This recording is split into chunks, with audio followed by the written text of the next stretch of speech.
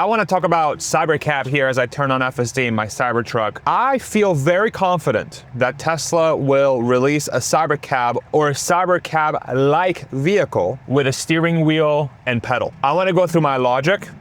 I posted about this on X last week.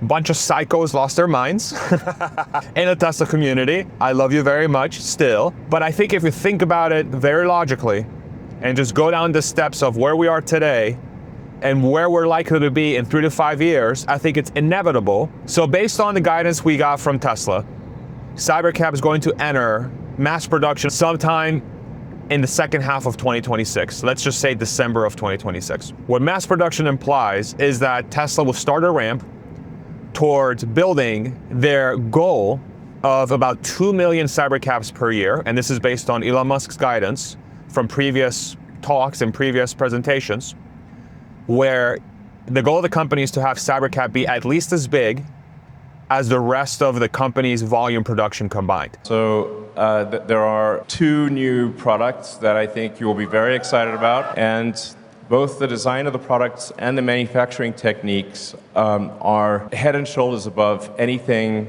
else that is present in industry. If I were to guess, I would say of these 2 new products, Elon's guess is that that will probably make in excess of 5 million units a year of these 2 models combined. And that makes a lot of sense. Why does it make a lot of sense?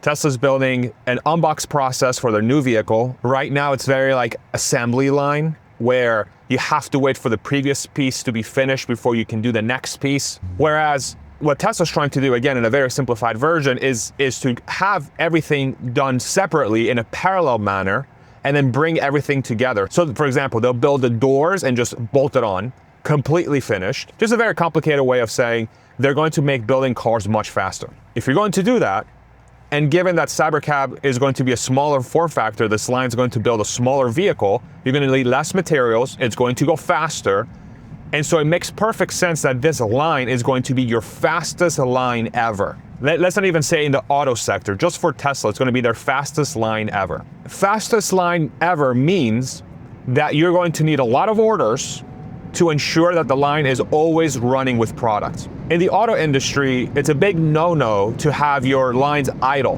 basically just sitting there not building anything. Why is that? You dump a bunch of money, usually billions of dollars, into building out these production lines that are equipped to push a certain number of cars through the line so that it can start making money. It's not like you can yank a robot on any given day. Let's say like your production's half of what it usually is. You can't just go in the line and say, you know what, today we're gonna have to yank this robot. We're gonna have to yank this process. No, you dump a bunch of money, you have a what's called fixed cost. You just dump a bunch of money, you build out the thing that makes the car, and then your variable costs, basically the people that you hire and the materials that go through it, so the things that could change, those are the things that change. But a lot of money is spent in actually just building one car. There's a lot of money. And so the way you make money is you push as many cars as possible through the line to ensure that it's a profitable endeavor for you. So if Tesla's going to have its fastest line ever, it's going to make sense for the company to ensure that they're not going to have any risks as far as orders go. Just to give you a little bit of context here, cybercab and the verbiage from the company is that cybercab will not have a steering wheel and pedal in any configuration for the cybercab. That's what Elon has said, that's what Lars has said, that's what Franz has said. These are the leaders of Tesla. So what that means is that the company is dependent on a lot of demand for the cybercab from places where they can facilitate fully driverless vehicles without steering wheels and pedals. That is a gigantic asterisk. Why is that? In the United States right now, any company can't have more than 2,500 vehicles built per year without a steering wheel and pedal. Regulations say you can't do more than that, 2,500 capped. The rationale behind that from a regulatory perspective is to say, hey, we just want to make sure that you're not going crazy building all these driverless cars without a way for a human to take over, because God forbid you do a stupid, software update or freaking China hacks us or whatever. And we want to make sure that at the very least, we have a way to get in there and move the car around. We're not dependent on these like we want to make sure we get all this stuff ironed out. On the plus side, there is a Secretary of Transportation, Secretary Duffy, that's very friendly to Elon and Tesla, that's likely to change this regulation in the coming months and years. And there has already been talk around creating a self-driving federal framework so that we don't have this piecemeal stuff between, like Texas has this rule set, California has this rule set, New York has this rule set, okay? Each state kind of does their own thing with autonomous vehicles, self-driving cars. And it will also allow for, say, interstate travel. So you can take a self-driving car from, like, say, Maine to Massachusetts or Pennsylvania to New Jersey, right? So it makes it so that routes that would be commonly taken between states can still be taken with self-driving technology. That's the long-term vision. But that's where the problem lies. If you just think about that for a second, Tesla is heavily reliant on regulations to change relatively quickly, let's say in the next year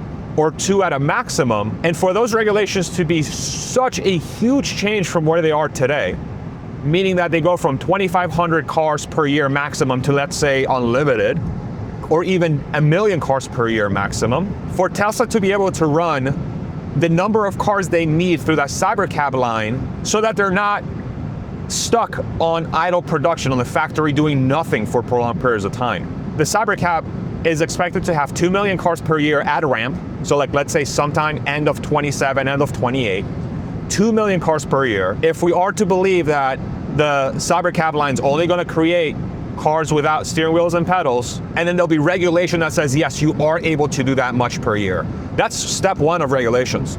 Step two of regulations is actually getting approved, okay? It's one thing to be allowed to do it, the other one is to get approved to do it. And it's still not fully well understood how the framework looks from an autonomous perspective. If you think about the driver's license like you and I use to drive cars around, that's state by state. And it just so happens that we have a system where if you take a Texas driver's license and you drive to, say, West Virginia, those states have agreed that, hey, we will accept the Texas driver's license in West Virginia because our laws are similar enough to where a Texas driver will be able to navigate the West Virginia roads safely and vice versa. That's how the driver's license system works in the United States. That's why you don't have a United States driver's license. That's why you have a state driver's license, a Pennsylvania driver's license, a California driver's license, right? And so we don't know what the regulations are going to look like. And so that's another variable that says, okay, are we sure that the rule set that the federal framework is going to come out with will enable Tesla to go all out by 2027, 2028 with cybercab? And then on top of that, what kind of data will regulators need to ensure that it's approved? How many miles does Tesla have to complete in the cybercab? If you look at their technology, it's very likely that they're going to achieve this anyway.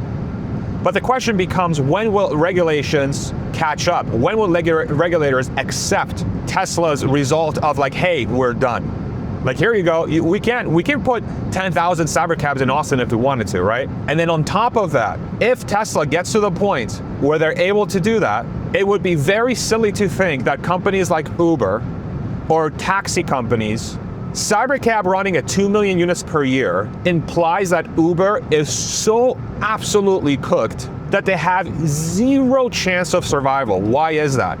Cybercab is going to get the cost per mile of operating a self-driving vehicle down to roughly 30 cents per mile. Uber right now costs like $1.80 to the driver. So that's their time, their maintenance, gas, insurance, car payment, all that stuff. And then Uber on top of that charges an extra, like, let's say $1 or so to be able to pay for the driver and themselves, because Uber's offering the platform, so Uber needs to make money, obviously. And then the variables you have with Uber is that you have inconsistent experience, drivers are hit or miss, cars are hit or miss, getting your ride accepted in a lot of areas is hit or miss, getting the experience that you want is hit or miss. It's an unreliable experience, right? And it's expensive. If you want a reliable experience, which is like, I just want a really nice car all the time, you're gonna pay like 3 to 4 times more than you would with just Uber X, which is like the lowest, one of the lowest tiers anyway. Whereas with a cybercab, you're gonna pay like, I don't know, like $1 per mile to the customer, because if it's gonna cost Tesla 30 cents to operate and they charge $1 per mile to run it, they're making 70% margin on that mile. 70 cents for every dollar that they charge. Whereas Uber would make basically close to 80 cents or maybe close to $1, probably closer to 80 cents on every 260 that they charge, $2.60. So you're matching Uber's profits. You're getting really close to Uber's profit, if not exceeding them, by charging way less than half. And then you'll have a consistent experience in the cybercab. It's going to be private because you'll be the only one in there or with somebody else. It's going to be much safer than a human because these cars are going to be able to understand everything around the world. If you need proof of that, just go and watch FSD V14 videos on YouTube, which is their latest version. It's doing some unbelievable stuff. I have someone coming on the channel tomorrow for a podcast who just did a bunch of run-throughs Manhattan with the latest version. This is New York City. And the car is just unbelievable. Okay, so then Tesla has to go through the regulatory hurdle. They have to go through the approval hurdle, and then they're just gonna assume that Uber's just gonna lie down and take it. Like, here you go, we're gonna put you out of business immediately. Goodbye. That seems very unlikely. So you have 3 layers of bureaucracy. 3 layers of bureaucracy, and this is just in the United States, you guys. We're not talking about Europe. We all know how slow Europe is with approvals and bureaucracy. China is a whole different ball game. What's the likelihood that China's going to allow a foreign company to come in and collect self-driving miles in their country with a fully driverless vehicle long term, especially as the tensions between the US and China continue to get a little bit rougher? And then with the advent of artificial intelligence, how badly does China really want fully embodied AI systems in their country when they could be a national security risk? I'll give you an example. Tesla tosses 2 million cybercabs in Hong Kong. I'm sure they're saying, oh, I wonder if the United States is getting data around all our passengers, all our, everything that's going on in the street. They could probably plot all kinds of data with like, okay, these streets have more people than usual, less people than usual. You can get a lot of insights into what is actually going on literally on the street of these countries. So what's the likelihood that foreign entities are going to allow international players that do AI to come into their streets, especially if they're an adversary or some sort of competitor on the world stage? That's another risk that Tesla is going to have to face. And then on top of that, this is like a really big point too that not a lot of people are thinking about either. Uber has about 1 million active drivers in the United States. 1 million. At any given time, there's 1 million Uber drivers driving people around. On average, those drivers are going to be on the road for like, let's say 40 to 50 hours a week. Those 1 million are probably not all full-time. I bet you it's probably half to 80% of them are full-time and the rest are part-time. So the average hours on the road is probably a lot less than 50 or 40 if I were to guess, but let's just assume 40. With a self-driving vehicle, that car never has to take a break, it never has to use the bathroom. It just has to charge, and that charge is probably like 15 to 20 minutes per 3 hours of driving, if that. It can drive through the night, it can drive on weekends. And so the actual numbers you need of cybercab, let's say, of this specific driverless vehicle, to basically replace the entire Uber network is probably half. You probably need only like 500,000 cybercabs at any given time to run your self-driving network. And let's say there is some additional demand on the network on any given day, or planned additional demand because there's, I don't know, like a concert going on or a football game or something. Tesla's going to be able to say, okay, if you own a Model Y, or if you own a Model 3 or a Cybertruck, right? Like this is like 2 years, 3 years from now, they're going to send a ping to all the owners that have the self-driving software available in their vehicles to say, hey, we don't have enough cars on our network right now. We're going to charge some surge pricing right now because there's a lot of demand. Would you like to add your vehicle to the fleet? This is how much we'll expect you'll earn based on the rise that you're going to get. And they don't even need cybercab for that, you guys. They can just use Model Y and Model 3. Tesla already has an existing fleet of millions of vehicles that can drive themselves essentially, especially with V14. And if you fast forward 2 to 3 years from now, that seems like a very obvious play. So that's another thing that says, do you really need that many cybercabs? At least in the next 2 to 3 years, do you really need that many cybercabs? Or can you really build that many cybercabs to run your factory at full tilt? And so to say that Tesla has no plans to build a cybercab with steering wheel or pedal, or to have no plans to use that existing line to build a cybercab-like vehicle with steering wheels and pedals, implies that they're banking on a host of very complex things to just work out on their favor in the next 2 to 3 years. And to me, it feels very opposite of how Elon Musk likes to operate and his teams, to not account for this and just kind of like just sit on the factory. Just let, yeah, no, we're just gonna sit on, we're just gonna sit on idle capacity. We're just gonna run like 10% through the factory. Now, some people will say, well, look at what they're doing with not advertising. They could be advertising and selling more cars. Okay, that's one point towards that. It's like, hey, just Tesla's illogical. Okay, they're just straight up illogical. I think the advertising piece is actually probably a little bit more complex than people really think it is. So that's one, is like, okay, Tesla's just illogical. They're just gonna sit on idle capacity. Fantastic. Okay, maybe they are. But it would make so much more sense. And I think Tesla knows this, and I think Elon knows this, and they can't say anything about this, because if they say, hey, we are going to build a cybercab, but we're also going to build something very similar in form factor. It might have 4 doors. It might be 2 doors with 2 rows. Maybe it's a hatchback form factor that sits on the same chassis, a little bit longer, maybe a tiny bit wider, probably just longer. Oh, and this car is going to start at like 30,000, probably. And yeah, it's going to drive itself. It's going to fully drive itself. You won't even have to pay attention. But we don't have all the approvals yet to run the thing, balls to the wall without a steering wheel and pedal. So we're going to have to figure out a way to, build these cars with steering wheels and pedals. Oh, and by the way, you can order it right now and you'll take delivery in like 4 weeks. That makes so much sense. Not only that car becomes a giant hit in Europe, where people love these smaller form factors. Becomes a giant hit in China. More affordable Teslas in that region, and you can really compete against those like lower priced products. Places like India, they just opened up a new thing in India and they started selling Model Ys, a huge hit in that country. Developing country very early on, but a cybercab or a cybercab with steering wheels and pedals probably does great in India as South America develops, as Africa develops. I would just honestly, I would just be shocked. I would truly be shocked if the line that they're using for the cybercab doesn't also build something very similar with a steering wheel and pedal. And this is something I've been thinking about a lot. I flip-flop on this like crazy, but I really am convinced that even if Tesla was building this, even if they're like have all the plans in the world to do exactly what I just said, and they're going to release this sometime next year, this cheaper vehicle, whatever it is, or even later, 2027, who knows when this thing's going to come out, if it ever comes out. But I just feel like it just makes way too much sense for Tesla to do this, especially with the EV tax credit going away in the United States, where, the lower Model Y and 3 that they just released, that would have started around $30,000 for the Model 3 with the EV tax credit. They don't have that. And I think there's a huge psychological barrier that says like, hey, if you're able to sell a brand new car in the United States for like say $29,900 and it can drive itself, and it's comfortable, super good tech, looks sick, it's made by an American company, super tech forward, great sound system. I don't know, it just feels like the biggest no-brainer on the planet. And I know this is something that Tesla investors are looking forward to. I know, like I talked to a lot of Tesla investors, a lot of them say, okay, where is this cheaper car? Where is this cheaper vehicle? It has to happen as we arrive here to our destination. We've been on FSC the whole time, by the way. But I don't have V14 yet, so I'm in the parking lot. I have to turn it off. First world problems. 0 world problems, honestly. This is insane that I can't even do this.